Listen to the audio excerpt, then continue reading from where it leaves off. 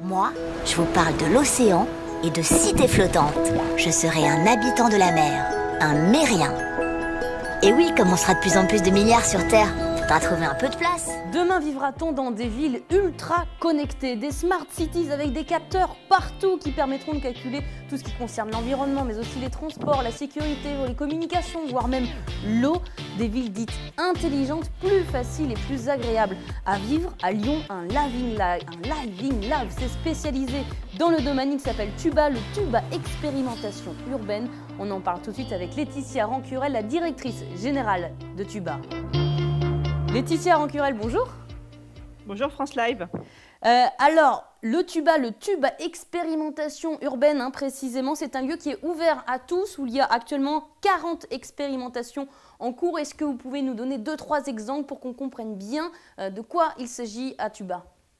Oui, donc le Tuba Expérimentation Urbaine, effectivement, c'est un lieu d'innovation, un lieu destiné à l'évolution de la ville intelligente, qui est réparti en 2 espaces, le Tuba Mix où on conçoit des projets à partir de la grande donnée, et le Tuba Lab qui est complètement ouvert aux citoyens, où on va tester des expérimentations. Par exemple, nous avons une expérimentation qui est proposée par un de nos partenaires qui s'appelle Keolis, qui est l'exploitant des réseaux de bus à Lyon, qui est par exemple l'évolution d'une borne très connectée, très interactive. Donc on imagine avec des focus group l'évolution de cette borne. On a aussi des applications type des réseaux sociaux, de quartier, comme l'application City Hero de Sopra, nos partenaires.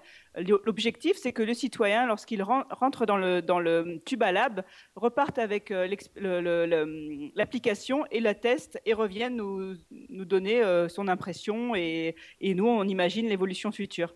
D'accord, parce qu'en fait, il y a plein encore d'applications à créer, j'imagine, parce que ça s'appuie aussi sur l'open data. L'open data, pourrait juste expliquer à nos spectateurs, c'est ces données sur la ville, sur Lyon, que l'on peut exploiter ensuite pour créer des services, pour rendre des services finalement aux citadins, aux citoyens. Donc, je pense par exemple à l'application OnlyMove. OnlyMove, vous pouvez nous expliquer ce que c'est ?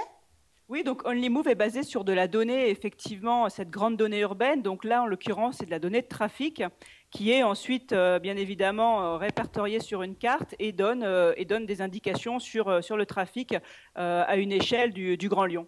Donc toutes les villes en fait en France sont engagées dans cette course entre guillemets à la ville intelligente. Paris investit 1 milliard d'euros, c'est ce qu'a dit la maire Anne Hidalgo. On sait qu'à peu près même à Lille, à Montpellier, voire à Nantes, toutes les villes se disent villes intelligentes connectées.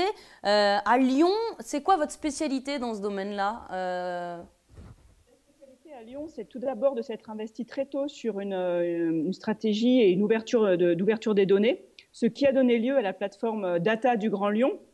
Donc la collectivité a investi en temps, en compétences, en architecture numérique pour mettre à disposition ces jeux de données. Donc aujourd'hui, on a quasiment 450 jeux de données disponibles auprès de l'écosystème. Et la particularité, c'est d'y adosser à cette plateforme ce lieu d'expérimentation.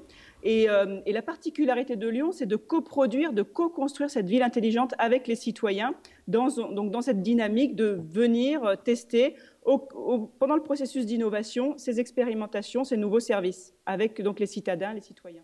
D'accord, donc c'est vraiment ça qui change, c'est que c'est basé sur l'open data et qu'en plus les citoyens peuvent venir quotidiennement regarder ce qui se passe en temps réel, les innovations qui sont en train de se créer.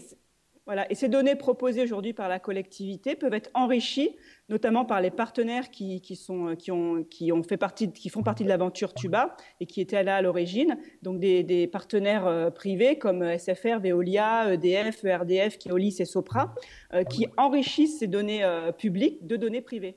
Alors justement, il y a des grandes entreprises qui sont vraiment investies dans tout ce qui est ville connectée, Smart Cities. Il y a aussi Orange, Cisco, Siemens, IBM.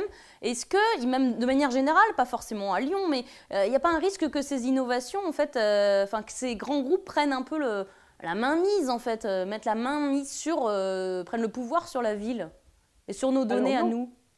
Et en fait, ce sont des données qu'ils possèdent puisque ce sont des données liées à leur métier. Donc c'est une évolution assez logique de leur métier et on appelle ça la transition numérique. Aujourd'hui, des métiers traditionnels vont passer par cette transition numérique. Et la particularité du lieu aussi, puisqu'on parle des grands groupes, mais on peut aussi parler des entrepreneurs, puisque la particularité du lieu, du tube à expérimentation, c'est bel et bien d'aider des entrepreneurs aussi à créer des services à partir de ces grandes données. Le tuba, le tube. Voilà, le tuba à expérimentation urbaine. Si vous habitez à Lyon, eh ben, courez-y, c'est ouvert à tous. Vous pouvez voir en direct les innovations qui se passent dans votre ville. Si vous voulez réagir aussi à cette interview, vous pouvez le faire sur Twitter avec le hashtag FranceLiveTV. Découvrez chaque jour en vidéo celles et ceux qui innovent dans vos villes sur nos applications mobiles et sur francelive.fr.